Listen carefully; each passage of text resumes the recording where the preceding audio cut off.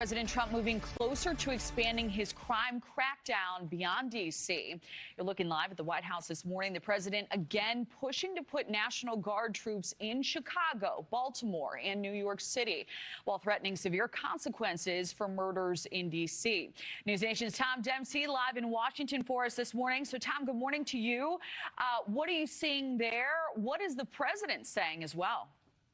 Hey, Kelly, good morning. Well, look, this public safety emergency still has lots of federal law enforcement here in the nation's capital. And now, after a very long cabinet meeting inside the White House, President Trump saying he may want to start cracking down on crime in Chicago, and even without an invitation. But he hopes to be asked by Illinois Governor JB Pritzker. Take a listen. I would have much more respect for Pritzker if he'd call me up and say, I have a problem. Can you help me fix it? I would be so happy to do it. I don't love... Not that I don't have the right to do anything I want to do. I'm the president of the United States. If I think our country's in danger, and it is in danger in these cities, I can do it.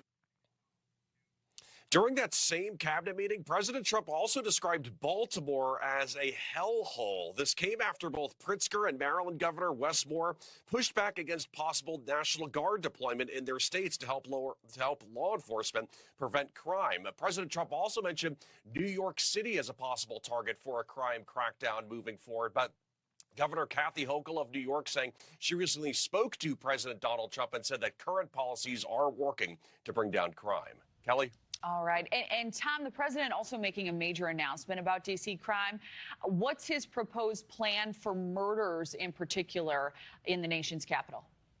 Yeah, it was yet another big announcement during that cabinet meeting inside the White House, with President Trump saying he may push to bring back the death penalty for all murder cases here in Washington, D.C. Now, to peel this back a little bit and dive into some of the history regarding the death penalty in Washington, D.C., no criminal has been put to death in D.C. in nearly 50 years. The D.C. Council repealed the death penalty back in 1981, but President Trump saying he believes bringing it back will serve as a strong deterrent for violent crimes.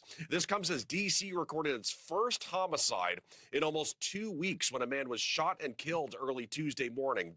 After spiking in 2023, D.C. saw homicide numbers decline in 2024, and this year's total marks a 15% drop from where things stood at the same time last year.